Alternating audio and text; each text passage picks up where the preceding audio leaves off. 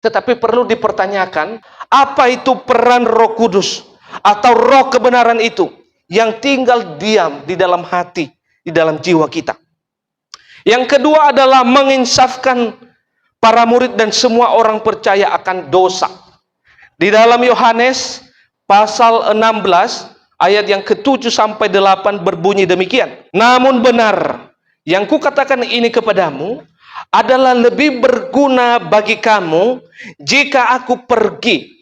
Sebab jikalau aku tidak pergi, penghibur itu tidak akan datang kepadamu. Tetapi jikalau aku pergi, aku akan mengutus kepadamu, dan kalau ia datang, ia menginsafkan dunia akan dosa, kebenaran, dan penghakiman. Jadi Bapak Ibu yang dikasihi oleh Tuhan, peran Roh Kudus atau fungsi Roh Kudus yang kedua di dalam hidup orang percaya adalah menginsafkan akan dosa. Apa arti menginsafkan itu? Menginsafkan di sini adalah memperingati, menelanjangi atau menegur, mengoreksi, menasihatkan, menyingkapkan atau membuktikan bersalah. Jadi Bapak Ibu yang dikasihi oleh Tuhan, ternyata kehadiran Roh Kudus di dalam hati dan jiwa kita sebagai orang percaya akan terus menelanjangi kita akan dosa-dosa yang pernah kita perbuat. Supaya apa? Supaya kita boleh kembali lagi kepada Allah. Jadi Bapak Ibu yang dikasihi oleh Tuhan, itu adalah peran Roh Kudus. Dia akan terus menelanjangi kita karena dosa-dosa yang telah kita lakukan. Supaya apa? Tobat, kembali kepada Allah. Nah, itu adalah artinya. Yang kedua juga adalah kehadiran Roh Kudus dalam hati kita akan terus menyingkapkan kesalahan dan dosa-dosa yang telah kita lakukan. Supaya kita boleh bertobat dari dosa-dosa yang kita lakukan. Kehadiran Roh Kudus juga dalam hati dan jiwa kita akan terus menegur, mengoreksi, dan membuktikan bahwa kita bersalah karena dosa-dosa yang telah kita lakukan. Makanya Bapak Ibu yang dikasihi oleh Tuhan, jikalau Bapak Ibu melakukan pelanggaran, ada sesuatu hal yang memberontak di dalam hati, di dalam jiwa kita, yang akan mengingatkan kita, weh, kamu sudah berdosa, kamu sudah berdosa, kamu sudah melakukan pelanggaran. Maka inilah fungsi peran Roh Kudus yang telah tinggal di dalam diri kita. Tetapi perlu dipertanyakan, jikalau kita melakukan dosa dengan terus-menerus, tetapi Roh Kudus tidak ada, dia menegur kita, kita santai-santai aja. Berarti perlu dipertanyakan, apakah Roh Kudus telah tinggal di dalam hati kita atau belum? Tetapi orang yang sudah Roh Kudus tinggal di dalam hatinya